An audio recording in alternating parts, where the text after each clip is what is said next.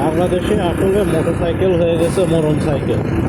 মানুষ তো প্রয়োজনের তাগিদে এগুলো কিনে, এগুলো ইউজ করে। কিন্তু আমাদের দুর্ভাগ্য কি, আমাদের দেশের সড়ক যোগাযোগ মন্ত্রণালয় বলেন আর এই যে যানবাহনের যেসব কী বলবো নিবন্ধন যেসব রামসাগররা করে, এরা আসলে সবথেকে বড় সমস্যা বাংলাদেশে কোনো জল দিয়ে না। অটো ব্যাটারি রিক্সার কারণে যদি আজকে একটা মানুষ দুর্ঘটনা করে বা একটা মানুষ মারা যায়, এই নীতিমালাগুলো যে রামসাগরগুলো দিতেছে প্রত্যেক ধরে বাড়ানো যায়, উৎপাদন বাড়ানো যায়। যে তোমরা যদি সংশোধন না করতে পারো চেয়ার ছাড়ে দাও, রিটায়ার করে নাও, নাহলে কান ধরে সরি বলে তোমরা বেড়ায় যাও। শহরের ভিতরে অটো রিক্সা চলুক, আমি এটার বিপক্ষে। শহরের ভিতরে অটো রিক্সা চলুক, তাদেরকে আপনারা একটা রেজিস্ট্রেশনের আন্ডারে আনেন, তাদের অটোতে একটা নাম্বার প্লেট দিয়ে দেন, যাতে তারা কোনো কল করলে প্রশাসন তাদেরকে একটা জরিমানা করতে পারে, কেস করতে পারে। আমরা সবসময় পুলিশদের গালাগালি দিই, পুলিশরা একটা অটো বা একটা ব্যাটারি রিক্সাওয়ালা বা একটা নসিমন করিমন আলগামন যেগুলো আছে ভেহিকেল টাইপ যেগুলো আছে, তাদেরকে কেসটা দিবে কিসের ইয়েতে, তাদেরকে মামলাটা করবে কিসের এগেনস্টে। আমি যদি অন্যায় করি, মোটরসাইকেলে কোনো সড়কে যদি কোনো আইন অমান্য করে চলে, আমাকে মামলা দিতে পারবে। কারণ কি, আমার গাড়িটা রেজিস্টার্ড গাড়ি, আমার গাড়ির একটা নাম্বার প্লেট আছে, সরকারের কাছে আমি রেজিস্টার্ড করে আমার এই ভেহিকেলটা, তাহলে সেই অনুযায়ী মামলা দিবে। আমার ড্রাইভিং লাইসেন্সের উপরে আমার একটা মামলা দিবে যে আমি ভুলভাবে চালাইছি। একটা অটোওয়ালা, একটা ব্যাটারি রিক্সাওয়ালা, একটা টেসলাওয়ালা, তারপর যে নসিমন করিমন আলগামন, এখানে যে গাড়িগুলো আছে, একটা প্রশাসনের লোক, একটা আপনার পুলিশের লোক, তাকে মামলাটা দিবে কিসের ইয়েতে? তার রেজিস্ট্রেশন নাই, তার ড্রাইভিং লাইসেন্স নাই, তার কিছুই নাই। সে মামলাটাতে এই জিনিসটা কোর্টে যাবে বা এটা যে আপনি একটা জরিমানা ধরবেন, সেটা কিসের এগেনস্টে দিবে সে লোকটা? তাহলে প্রশাসনটা তো সবসময় গাইডলাইনে হবে না। প্রশাসন দুর্নীতি করে, পুলিশ দুর্নীতি করে, এটাও ডিনাই করতেছে না। বাট ঘটনা হচ্ছে, পুলিশ যে আপনার লিগালি একটা কেস দেবে একটা অটোওয়ালাকে, ব্যাটারি রিক্সাওয়ালাকে বা নসিমন করিমন আলাদাকে, তাদের গাড়িটা রেজিস্টার করা না, গাড়ির রেজিস্ট্রেশন নাই, তাদের ড্রাইভিং লাইসেন্স নাই, তো পুলিশ তাহলে ওরা কেসটা দিবে কিসে? যায় না, ওদের কাছ থেকে 100-500 টাকা খায় না। সংশোধন আনতে চান, ঠিক আছে। এই যে আজ কয়দিন ধরে দেখতেছি বিএনপি জামাতের কত সুন্দর সুন্দর মিছিল হইতেছে, ভাই ভালোই লাগতেছে। একটা মোটরসাইকেলের মিছিলে কোনো দলের লোকের মাথায় হেলমেট নাই। এরা বলে আমাদের দেশ সংস্কার করবে। কোন ধরনের সংস্কার করবে? হ্যাঁ, আপনারা মিছিল করতেছেন, মাথায় হেলমেট দেন, জনগণকে সচেতন করেন যে না, মোটরসাইকেল চালাইতে গেলে হেলমেটটা মাস্ট বি। আপনারা জনগণকে এডুকেট করেন। আপনারা দেশের হয়েছেন বড় বড় রাজনৈতিক দল, আপনারা জনগণকে এডুকেটেড করেন। আপনারা তো সেই আওয়ামী লীগের মতোই করতেছেন। আওয়ামী লীগের যেরকম মোটরসাইকেলে মিছিলে দেখতাম, একটার মাথায় হেলমেট নাই, মোটরসাইকেলে 4-5টা ব্যাঙের উপর মতো উঠে বসে বসে র্যালি করতেছে, মোটরসাইকেল শোডাউন করতেছে। বিএনপিও সেম কাজ করতেছে, জামাতেরও সেম কাজই দেখলাম। তাইলে আপনারা তফাৎ কোথায়? আমাদের জাতিগতভাবে উন্নত হইতে হলে আমাদের পলিটিক্যাল দলগুলো আমাদেরকে এডুকেশন দিবে যে এইভাবে আমাদের চলা উচিত, এটা আমাদের দেশের আইন।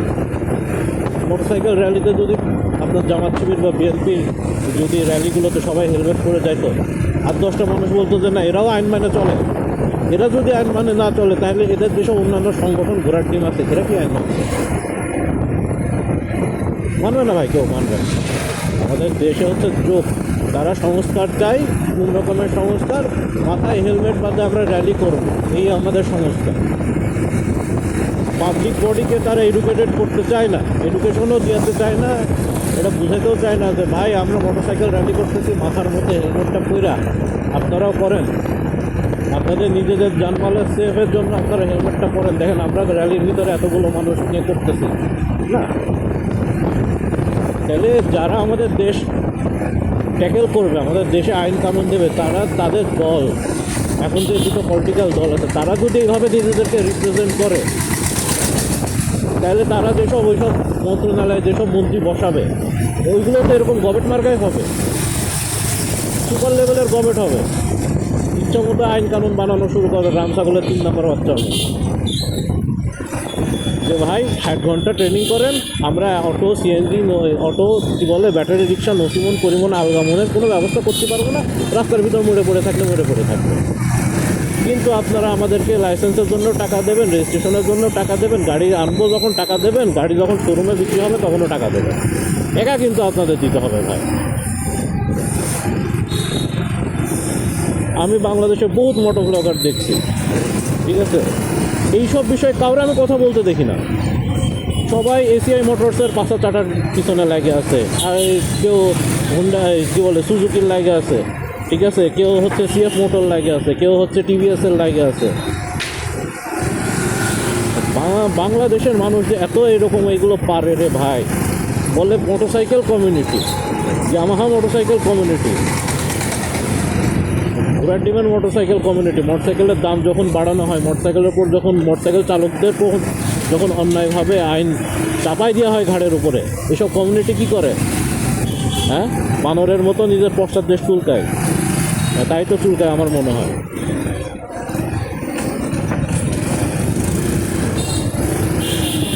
এই কথাগুলো তো আসলে বললে চাকরি থাকবে না ভাই, এটাই হচ্ছে সমস্যা।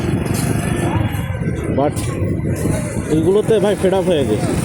মুখে বহুত দিন তালা ছিল, তালা কিছুটা হলেও খোলার অপরচুনিটি হয়েছে, সেই জন্য আমার মুখ খুলতেছি। খোলার পরে কি হবে এটা তো ভাই বলতে পারি না, আদৌ টিকে থাকবো না আউট হয়ে যাবো হুনোজ। কারণ পলিটিক্যাল কিছু কথা বলে ফেলছি তো, কার আবার ইগো হার্ট হয়ে যায় আল্লাহ জানে। আমি তো বিএনপি জামাত জুড়েই ইগো হার্ট করে কথা বলে ফেলছি, হুনোজ। অবস্থা দেখেন, অবস্থা দেখেন, দেখেন দেখেন কেন গালাগালি করবো না, অবস্থা দেখেন। রাস্তার ভিতরে অটোগুলো বসে আছে, এটা ট্রাফিক পুলিশ পর্যন্ত দিতে পারে না। এটা হচ্ছে আমাদের কুষ্টিয়া শহর, একটা ছোট জেলা, বাংলাদেশের একটা ছোট জেলার এরকম বাজে অবস্থা।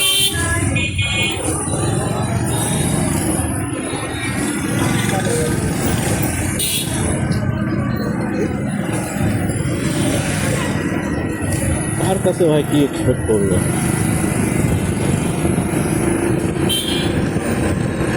কিছুই ভাই বলার না। খুবই আনফর্চুনেট এবং হতাশাজনক ব্যাপার এগুলো, যে বাংলাদেশে অনেক বড় বড় বাইকিং কমিউনিটি আছে, বাইক বিডি আছে, দেশি বাইকার আছে, ঠিক আছে, কিন্তু যখন বাইকারদের উপরে অন্যায়ভাবে আপনার মোটরসাইকেলের ফাইনগুলো, প্রত্যেকটা ভেহিকেলের ফাইনগুলো বাড়াই দেওয়া হলো, ওকে ফাইন, ভেহিকেলের ফাইন বাড়াই দিচ্ছেন ভালো করে। আপনি ফাইন বাড়ানোতে আমার অ্যাডভান্টেজটা কি? আমি টাকা দিতে রাজি আছি ভাই, আমার সেফটিটা কোথায়? এই যে ইলেকট্রিকের ভেহিকেলগুলো চলতেছে, এইগুলোর কারণে আমার দুর্ঘটনা ঘটলে সেটা ড্রাইভার কে নেবে? কেউ নেবে না। অটোওয়ালা বলবে ভাই গরিব মানুষ, আর আমরা হাত পা ভাঙায় কেলায় পড়ে থাকি, ঠিক আছে। যারা জব করি তাদের তো ধরেন চাকরিও যাইতে পারে, যে 1 মাস আপনি হাত ভাঙে পড়ে আছেন, অফিসে আসতে পারে না, যান চাকরির থেকে বেড়ায় যান।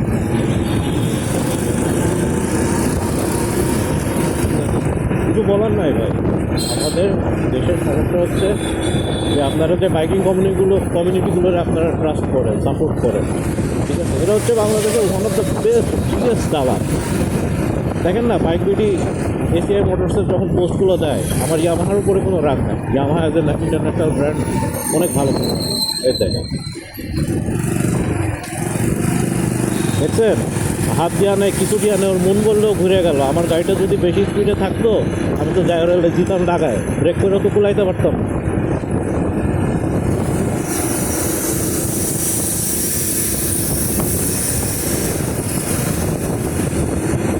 ভ্যানালা বলতো ভাই গরিব মানুষ, আর আমি বলতাম ভাই আমি ফকিন্নি মানুষ।